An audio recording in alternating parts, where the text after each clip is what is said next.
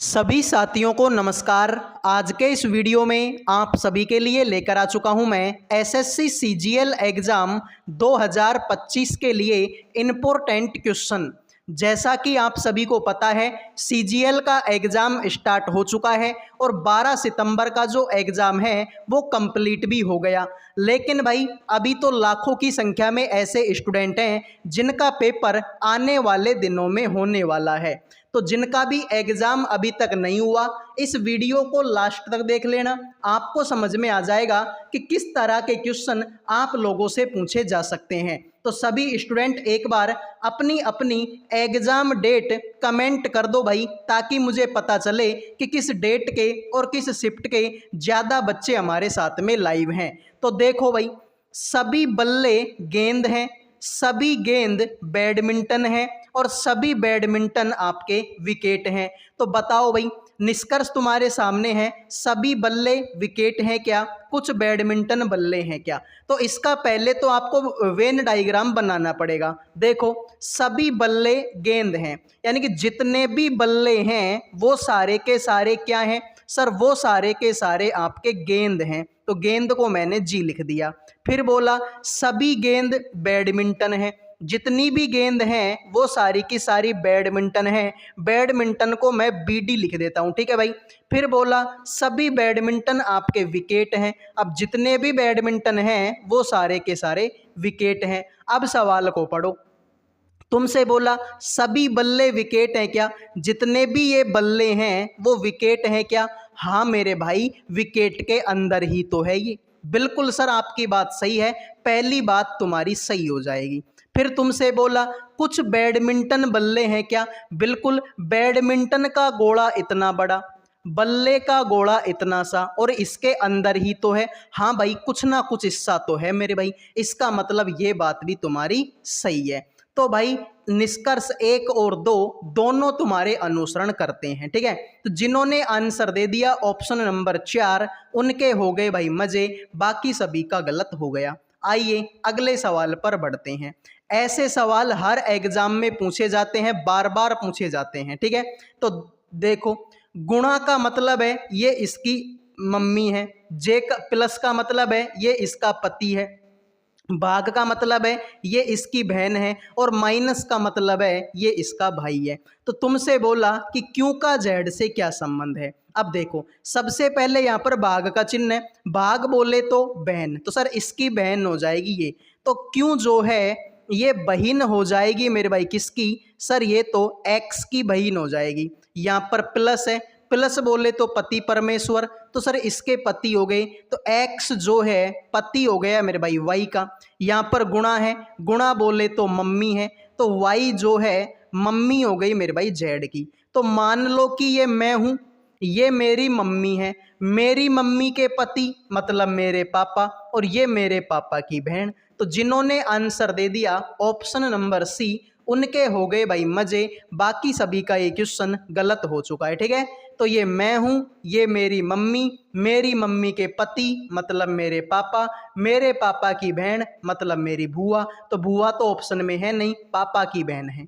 आइए अगले सवाल पर बढ़ते हैं। देखो, वीडियो में आगे बढ़ने से पहले जो भी स्टूडेंट एसएससी सीजीएल की तैयारी कर रहे हैं, आप सभी के लिए जीके का पीडीएफ तैयार कर दिया केवल 30 रुपये में। आप सभी को पता है कि लास्ट टाइम है। अब कोई बच्चा ये सोचे कि मैं पूरी मैथ पढ़ लूँगा, नहीं पढ़ पाएगा। कोई बच्चा ये सोचे कि मैं पूरी रीजनिंग पढ़ लूँगा, नहीं पढ़ पाएगा। लेकिन जीके एक ऐसा सब्जेक्ट है जिसका आप लास्ट टाइम में रिवीजन कर सकते हो। तो आप सभी के लिए जीके का पीडीएफ तैयार कर दिया है। इसको आप सोते जागते उठते बैठते खाते पीते ट्रेन में बाइक में कहीं पर भी जो है आप पढ़ सकते हो। तो केवल और केवल 30 रुपये का पीडीएफ है। जिन भी बच्चों को चाहिए इन नंबरों पे व्हाट्सएप मैसेज करके 30 रुपये में आप जीके जीएस का पीडीएफ ले सकते हो। अब बढ़ते हैं अगले सवाल पर। देखो, इनके बीच में आपस में कोई संबंध है, इनके बीच में आपस में कोई संबंध है, ऐसा ही संबंध आपको बताना है, इनमें से किसके बीच में होगा। तो देखो भाई, बड़ा ही सिंपल सवाल है। यहाँ पर देखो, आर जैसे पहले नंबर पर था तो यहाँ पर दूसरे नंबर पर है और यहाँ पर फिर से पहले नंबर पर है। तो एच पहले नंबर पर, दूसरे नंबर पर और पहले नंबर पर नहीं है, मतलब ये गलत हो गया। ठीक है, यहाँ पर देखो के पहले नंबर पर है, दूसरे नंबर पर है, लेकिन फिर से पहले नंबर पर नहीं है, तो ये भी गलत हो गया। अब देखो यहाँ पर पहले नंबर पर है, दूसरे पर है और फिर से पहले पर है, यानी कि इसमें यहाँ पर भी देखो सी पहले पर, यहाँ पर दूसरे पर और यहाँ पर पहले पर, यानी कि मेरे भाई इनमें से कोई एक आंसर हमारा होने वाला है। तो आगे चलो, अब जैसे कि यहाँ पर ई जो है दूसरे नंबर पर था, यहाँ पर लास्ट में है, ठीक है, और यहाँ पर सेकंड लास्ट में है। यहाँ पर ओ जो है पहले दूसरे नंबर पर लास्ट में और सेकंड लास्ट में, बात तो सही है। अब यहाँ पर देखो ओ दूसरे नंबर पर है, यहाँ पर लास्ट में है, लेकिन यहाँ पर सेकंड लास्ट में नहीं है, मतलब ये भी गलत है। तो जिन्होंने आंसर दे दिया बी उनके हो गए भाई मजे, बाकी सभी का ये सवाल गलत हो गया। भाई यहाँ पर ई दूसरे नंबर पर था और यहाँ पर लास्ट में था और यहाँ पर लास्ट से दूसरे नंबर पर था, तो यहाँ पर ई लास्ट में, ठीक है, यहाँ पर सी दूसरे नंबर पर है, यहाँ पर लास्ट में है और यहाँ पर सेकंड लास्ट में है, तो ये सही है मेरे भाई लॉजिक। इसमें देखो वो दूसरे नंबर पर था, यहाँ पर लास्ट में, यहाँ तक तो सही है, लेकिन सेकंड लास्ट में नहीं था, तो ये गलत हो गया। आइए अगले सवाल पर बढ़ते हैं। देखो भाई, प्लस का मतलब है ये इसकी बहन लगेगी, माइनस का मतलब ये इसका भाई लगेगा, गुणा का मतलब पत्नी लगेगी और भाग का मतलब पिता लगेगा। तुमसे बोला एम का क्यू से क्या संबंध है। तो देखो भाई यहाँ पर गुणा है, गुणा बोले तो पत्नी, तो इसकी पत्नी हो गई ये, तो एम जो है सर पत्नी हो गई मेरे भाई, किसकी सर, ये तो एन की पत्नी हो गई। आगे तो भाग है, भाग बोले तो पिता, तो सर एन जो है पिता हो गए मेरे भाई, किसके सर ओ के पिता हो गए।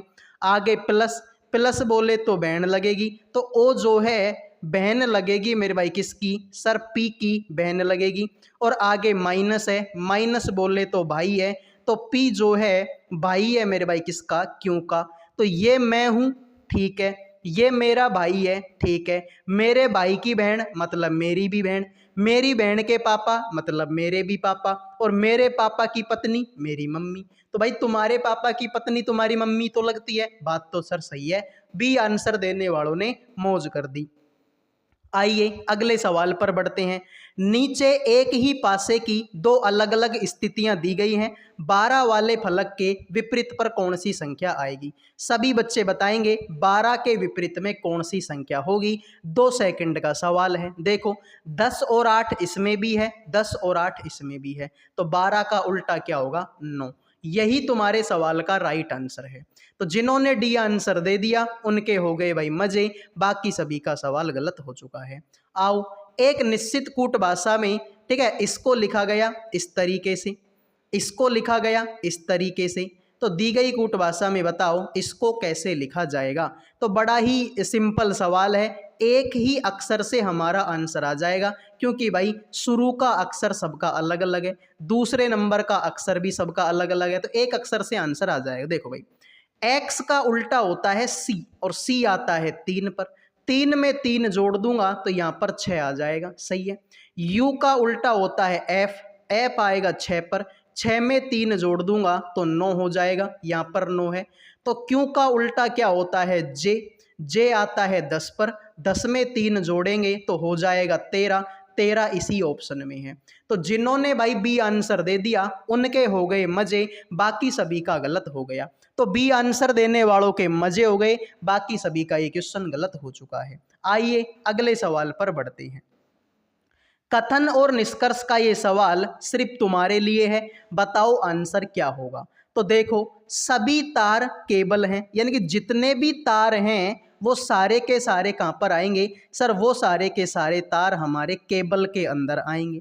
तुमसे बोला कि सभी तार रस्सी हैं, अब ये जितने भी तार हैं वो सारे के सारे रस्सी हैं, तो ऐसे कर लेते हैं भाई, केबल का गोला थोड़ा बड़ा बनाते हैं, ठीक भाई, ये केबल बना लिया। अब इसने बोला कि सारे के सारे जो तार हैं वो मेरे भाई रस्सी हैं। फिर तुमसे बोला कुछ रस्सी स्टील है, कुछ रस्सी मेरे भाई क्या है स्टील हैं। अब बोला कुछ स्टील तार हैं क्या, तो स्टील का तार से तो कोई संबंध नहीं है भाई, ठीक है, स्टील का तार से तो कोई संबंध नहीं है, मतलब ये तो गलत हो गया।